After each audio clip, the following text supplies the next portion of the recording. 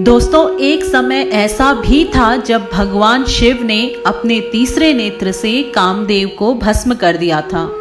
लेकिन शिव, जो जगत के पालनहार और कल्याणकारी माने जाते हैं, उन्होंने इतना कठोर निर्णय क्यों लिया?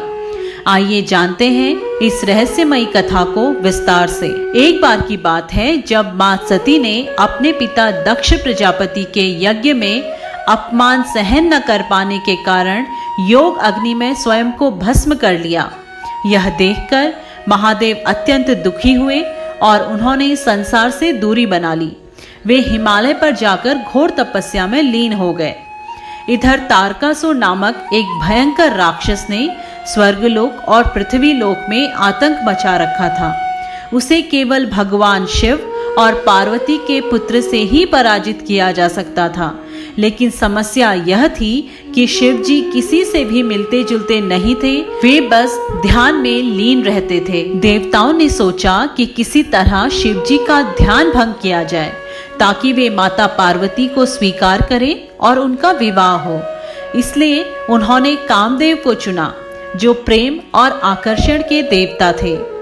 कामदेव, जो किसी के भी हृदय में प्रेम जगा सकते थे, उन्होंने अपना पुष्प बाण, जिसमें प्रेम और आकर्षण की शक्ति होती है, निकाला और भगवान शिव पर चला दिया।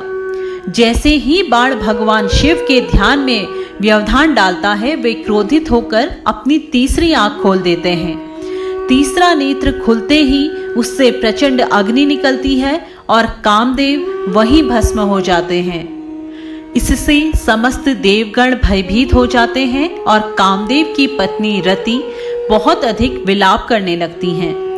रति की भक्ति, करुणा और विलाप को देखकर भगवान शिव उन्हें आशीर्वाद देते हैं कि कामदेव बिना शरीर के ही इस संसार में प्रेम और आकर्षण का संचार करते रहेंगे।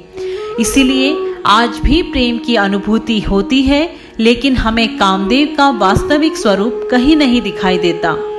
इस कहानी से हमें यह सीख मिलती है कि ध्यान और आत्म संयम ही सबसे बड़ी शक्ति है। अहंकार या जबरदस्ती किसी पर प्रेम नहीं थोपा जा सकता। जब भी कोई बड़ा कार्य करना हो तो पूरी एकाग्रता और भक्ति के साथ करना चाहिए। भगवान शिव हमें यह सिखाते हैं कि प्रेम और वासना में अंतर होता है। प्रेम पवित्र होता है, जबकि वासना विनाश का कारण बन सकती है। दोस्तों, अगर आपको यह वीडियो पसंद आया तो इसे लाइक कीजिए, शेयर कीजिए और चैनल को सब्सक्राइब कीजिए। धन्यवाद।